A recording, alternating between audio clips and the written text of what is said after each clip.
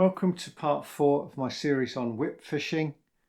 Today, having started to use my Daiwa system whip at 5 and 6 meters on still water, I want to take that same system whip down to the Dorset Stour and fish some flowing water and see how I get on. The swim I've chosen is one that I know quite well. Close in there's fairly slack water, and as you go out at about 7 or 8 meters there's a crease where the current increases quite a bit, and then beyond that the full current. So I can fish on very slow water, medium pace and reasonably fast pace, not very fast paced water, and there's about 5 to 6 foot of water. Swim's fairly weed free. There's lots of dace in this swim, ranging from tiny ones to reasonable size, sort of 6 or 7 ounces, and there's a fair head of roach. There's also some bleak, little chub, stuff like that. And to avoid the real tiddlers, the tiny chub and minnows and bleak, I'm going to fish with hempen tears, but the bait I'm using doesn't matter. It's more about the technique of fishing with a long line. Now, unfortunately, the session I've chosen, it was quite windy. The wind is off my back, which means there's not a howling downstreamer, but it does make it hard work at times trying to get the rig back to rebait the hook. The floats I tend to use on moving water are what we call a body up floats, and these are some body up floats. These are fairly old floats.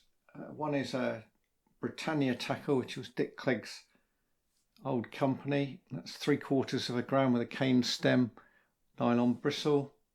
There's a couple of Preston floats which have got Mente, and they are 4 number 18 style leads, which are probably about 0.6, 0.7 of a gram. And the other one is a real golden oldie from the 80s, a Milo papyrus reed float with a cane stem and again a nylon bristle, shows up well. And that, although it's the same size as the 0.75 balsa bodied Clegg float, takes 1 1/4 grams. That stuff was very buoyant, and you'd get the same effect with a styrene type bodied float, which is quite useful to have a float taking a lot of weight with a small body on a river, because you can hold it back and overshot it. The shotting patterns I use on rivers can either be spacing out shot, fairly small shot, sort of 6s and 8s and 10s, or a small olivette. And with a whip, I'm talking about fairly light floats. I probably wouldn't go much over about 1.5 grams. On a pole, I might go quite a bit heavier with pole and elastic. So you might have an olivette of 0.5 gram, 3/4 gram, a gram, maybe 1.25 grams. And then below that, you'd put maybe 2.5 foot of line with number 10 spaced out to the hook. During this session, what I've done is use spaced out shotting with a very small bulk of just a sort of 4 and a 6 and maybe a couple of 8s, just making a little bulk, and then spacing out number 8s and 10s below that with a size 16 fine wire hook and a fairly fine main line, about a 0.14 main line on the whip, and with it set up to the whole rig about a foot shorter than the whip, set at 6 meters. And I've got this additional joint taking it up to 7 meters, so I can add that for a longer trot or a little bit more range. The good thing with hemp is that when I feed, it goes down fairly quickly, because with a whip, obviously I've got a fairly short trot, and so I need a killing ground that is within the range of that whip. I can't long trot 20 yards down with a 7-metre whip. It's not going to work.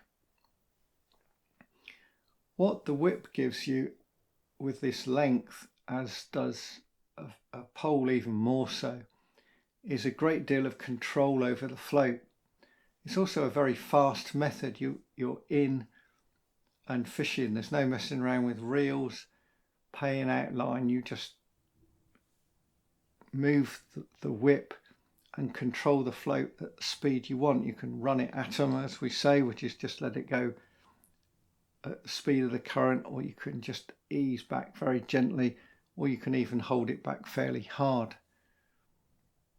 During this session, the fishing never really got going. There were a couple of reasons for this.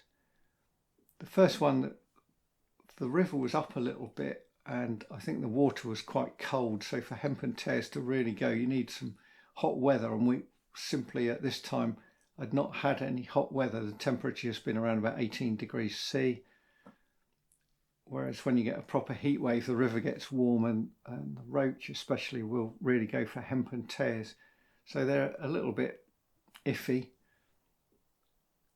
The other thing in this swim is that pike are often around, and they will unsettle the fish. And what happened during the session is that I'd get a fish or two, probably twice as many dace as roach, and then it would go quiet for 10 or 15 minutes. I didn't fish very long, a couple of hours at the most.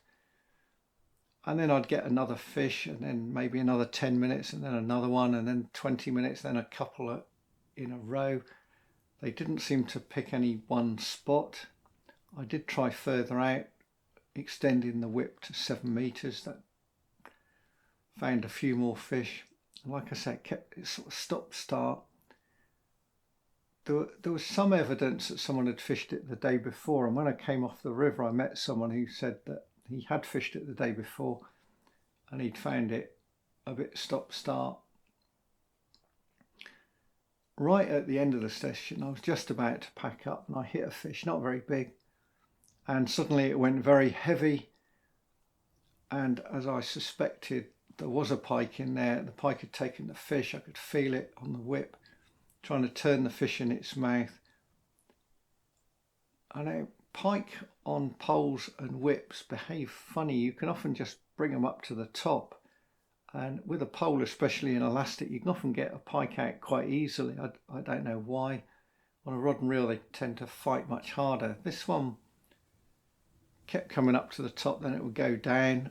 I was not having any real problems with it. In the end, it decided to try and bury itself in the reeds under my feet, at which point I put the extra joint on again and pushed it out as far as I could, and that pulled it out, and I was able to net it. And it was a pike about 4 pounds hooked in the scissors, so it had taken the fish, but the hook hadn't gone inside its mouth, because I think if that had happened, it would have bitten me off fairly quickly.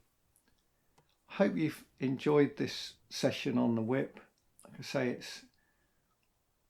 it's something that's worth trying if you've invested in a system whip and you've got a section of river where you can catch within 6 or 7 metres from the bank, and you can get the fish fairly well up the swim. It's a lovely way of fishing, especially with baits like hemp and tares. And of course there's the other types of fishing, sort of whip fishing for bleak off the top, but this session was nothing to do with that. If you do give it a go, pick a day that's relatively calm. I was fishing in about a force 5 or 6, not a full-blown gale, but it did gust quite strongly at times, and it was, I knew I'd done it even after 2 hours. My arm was starting to ache a little bit. That's it for this video, and until next time, it's goodbye for now.